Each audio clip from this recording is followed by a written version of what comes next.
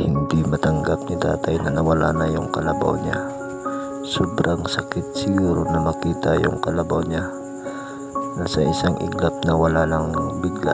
Ikaw ba naman mawala ng isang kaibigan, kapamilya, tumutulong sa lahat ng bagay? Hindi alam ni tatay kung saan magsisimula uli. Nawala na yung kalabaw niya. Kung gaano kasakit sa kanya, kung gaano niya iniyakan yung kalabaw niya.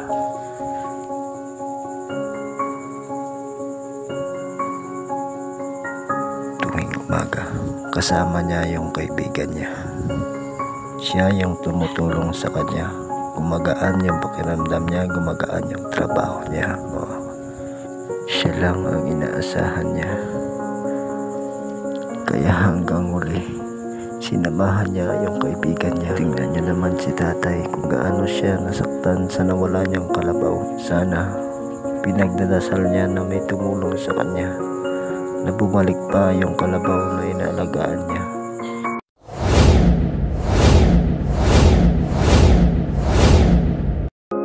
Buti na lang may nakapansin sa kanyang viral video, at yun ay si Sir King Lux.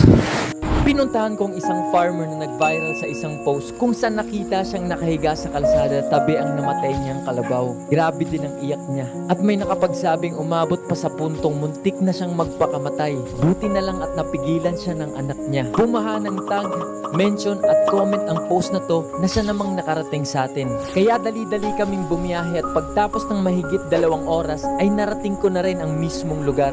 At yun, andito na nga pala tayo sa lugar ni Tatay Andres. So titignan natin kung ano yung kalagayan niya ngayon. Kamustahin natin siya. Tara. At eto na nga, nagkita na nga kami ni Tatay Andres. Tay!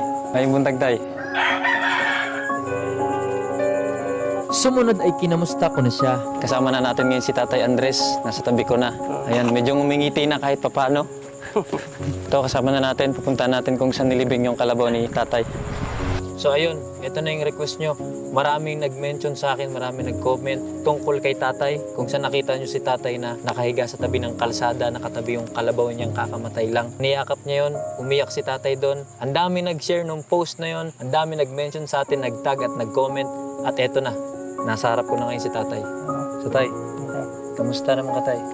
May lawas daw. Lalas Ginoo. Pila na edad ni mo, Tay? Utso na. Pila mong mga anak? Darag po. Mrs. ni mo? Awan na patay ang tao na. Pangutanan ako ni mo, Tay, nakaman kag-eskwela? Awa ko grado dong dumay. Kuila ko grade 1 sa una. Undang ko. Daron ko ay. Pagkaroon, baso ko ay grado. Kumain ito nung naigrado kay iyahay sa trabaho. Tignan nyo, napakakapal lang kamay ni Tatay. Tignan nyo, grabe yung kuko nyo. Ito yung kuko talaga ng farmers. Ito, Basta ni kamot sa mga pobre anang gini. nakitaan, gid ako. Imong picture. Ikaw gini, Tay. Ikaw gini. Di ba? Ako na. Morning kabaw. Yan trabaho. Dito rin sa mismong lupang tinatapakan namin, nakalibing ang kalabaw ni Tatay Andres. Yan yung anagilbong na no. Andito mismo, sa ilalim namin dito sa lupang to, nilibing yung kalabaw ni Tatay. Hindi ko ma-imagine kung ano yung nasa loob ngayon ni Tatay. Hindi ko kantaan. Daon eh. Wala kong ikatluwa. Akong gakos kabaw ka ay loos ka pinangga ko bawag. Gusto may gibati ni mo, Tay? Nagkuon wa. Hanggang ngayon ay parang di pa rin makamove on si Tatay. Nalaman ko din na muntik na pala siyang magpakamatay dahil sa nangyari. Nagunit ko kait, ana ito kong lawas ko, pailog kong bata, yung paayap kamatay ba? Ay parang nagkagawa kong apo. Agwap ang mailong bata, apat na yun pa. Kunya, wala naman kay kuan kabaw. Unsa man na nimo pagdaro? Nohon na. Kung lang, kung naay mo tabang diha, maghatag og kabaw para pandaro nimo. Lipay ko. Lipay ko tagang gracias Ginoo. Nay hatag salamat mo lang. Nalin noon pa din ko dahil. Dili ko ka siguro og hatag nimo kabaw karon kay pobre naman sad ko. Okay ra tay nga di ko kahatag nimo kabaw o tabang usa na. Okay ko na. Okay na. Ay kagultay ha. Ugma mabalik ko diri tay ha. Wala man ko'y mahatag pero at least makamusta ti ka ugma. Oh, Okay ra tay. okay ko. Pagtapos ng usapan ay pumunta naman ako sa bilihan ng mga kalabaw at masusing pumili ng quality at magandang presyo. Dito pala tayo ngayon sa bilihan ng kalabaw. Yan, hindi lang kalabaw, pati baka at kung ano-anong hayop na dito binibenta. Pipili tayo ng mura pero quality kalabaw para kay Tatay Andres. Ito yung surprise na gagawin natin sa kanya. Pili na ngayon tayo at sana makatawad din tayo kahit papano. So isa to sa mga pinagpipilian nating kalabaw. At ito pa, isa sa pinagpipilian nating kalabaw. At dahil di rin naman tayo farmer, ay nagtanong tayo sa mga nandun. Pinakinggan natin ang mga suggestions nila. Yan, sa tingin mo, sir. Ito, pwede na to kasi makikilala mo kung marunong bang gamitin na pag-araro. Tingnan mo dito. Makapal na. Kung makapal na, marunong na yan. Pagkatapos, hawakan mo dito. Pag hindi gumalaw, ibig sabihin, sanay na. Marunong na mag-araro. Pagtapos ng detalyadong pagpili at pagtawad sa presyo, ay nakakuha na nga tayo. At andito na yung napili nating kalabaw at magkano nga ulit yung presyo nito, Tay? 63,000. 63,000 daw. Ito, babayaran na natin siya. 1, 2, 3, 4, 5, 6, 7, 8, 9, 10, 20, 9, 40, 62, 63,000! Yay! At eto naman kalabaw, ang dadalhin natin sa bahay ni Tatay. Excited na akong dalhin to sa kanya. Tignan natin yung magiging reaksyon niya dito. Para sa akin, ito yung tamang-tamang laki ng kalabaw, tamang edad. Base rin yun sa mga farmers na tumulong sa atin tumingin doon. Ayun, nandito na, nakasakay na dito sa truck, so ihahatid na natin siya. Binyahe naman namin ang kalabaw sa isang safe na lugar kung saan tinago muna namin para ibigay naman kinabukasan. Yun, so ito na, hinahanda na natin. Grabe, ando na. Umiinit na yung mga pangyayari. Pagdating doon, nakapwesto na.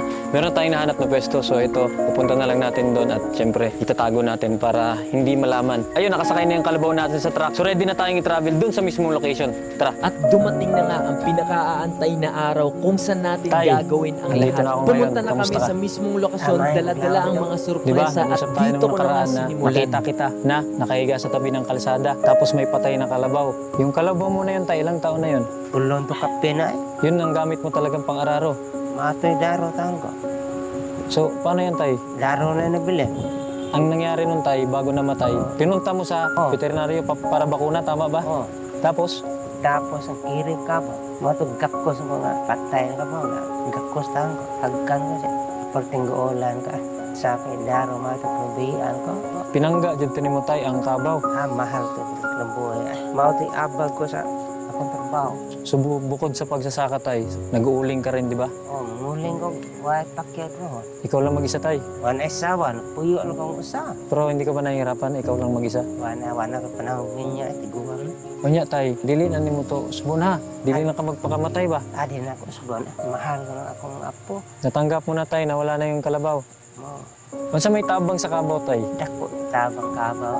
dili ra balalim, mamatyan kag kabaw. Adi lalim. Anong gagawin natin ngayon, Tay, na wala ka ng kalabaw? Awan na, klabaw. Karang araw na, 14 duta. Kayo na. Kaso nga, wala kang kalabaw. Magmamano-mano ka lang. Kanim no mano ho ne. Di ni man magsakbuan. Pagka may kalabaw, Layo ray, patkadlaw ne. ngayon, Tay, nandito na ako sa wakas. Nagkita na tayo, di ba? Oh, Meron akong gustong sabihin sa'yo. Meron akong ibibigay sa'yo, Tay, na konti lang naman na tulong. Nya, nakoy pa, suloob ni Mudri. Ilalagay ko to sa'yo. Kakabitan kita, Tay, ha? Dito, piniringan ko na si Tatay Andres para sa unang surprise. Yan, ito na yung isa sa surprise natin kay Tatay. Oh. Tay, nakoy, ihatag mo, Tay, ha? Sige, Tay, tanggalin na natin, Tay.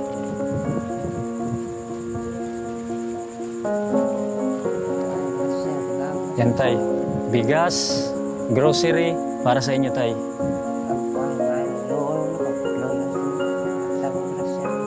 Oh, para sa iyo yan, Tay, ha? Huwag ka malungkot, ha? Ito, Tay, meron pa akong ibibigay sa'yo. Napakaihatag, Tay. Anong kamati mo, Tay? Labas sa binigay nating grocery, meron akong bibigay din sa'yo, Tay. Ha? 1,000. 2, 3, 4, 5, 9, 10,000, Tay, para nimo. Salamat ko. Ano mo na? Anong masasabi mo, Tay?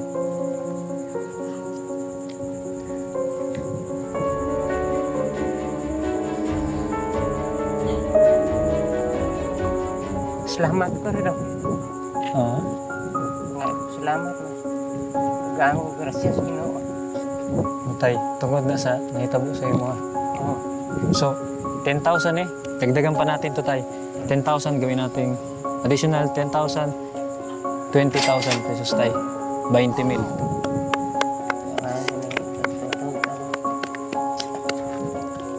Salamat ko nga gihatag grasya Ginoo.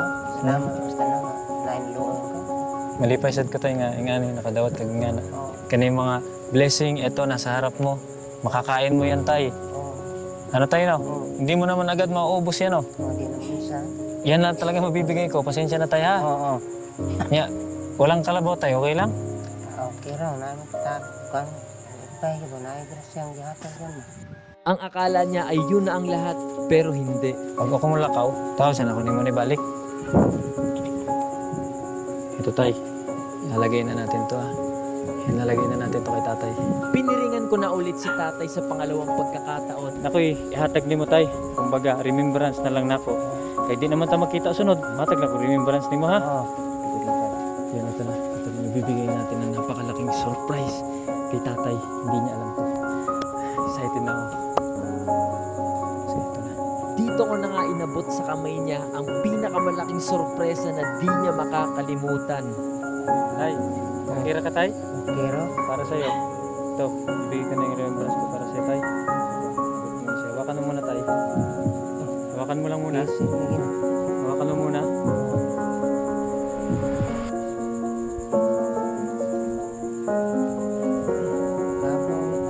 Kalabaw tay para sa'yo tay. Congratulations tay.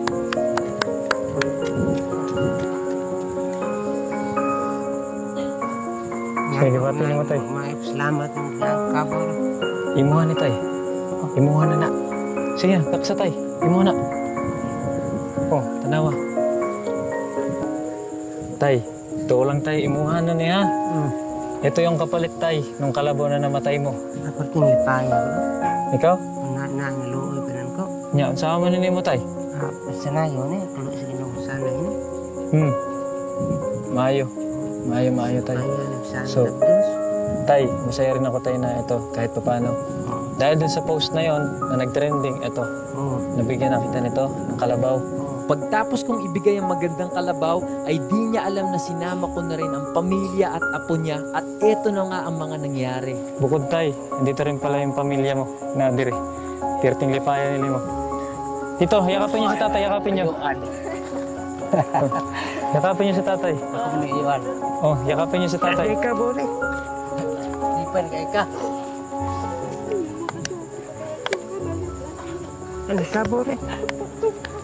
Tay, ito.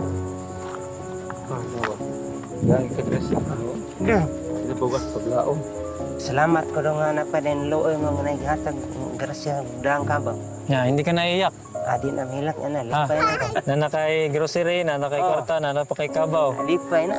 Oh, kompleto na. Kompleto na. Oh, kana, pakpakatan lang guys. Congratulations, congratulations. At finally, ngayon, nakasakay na rin si tatay sa bago niyang kalabaw. Yay!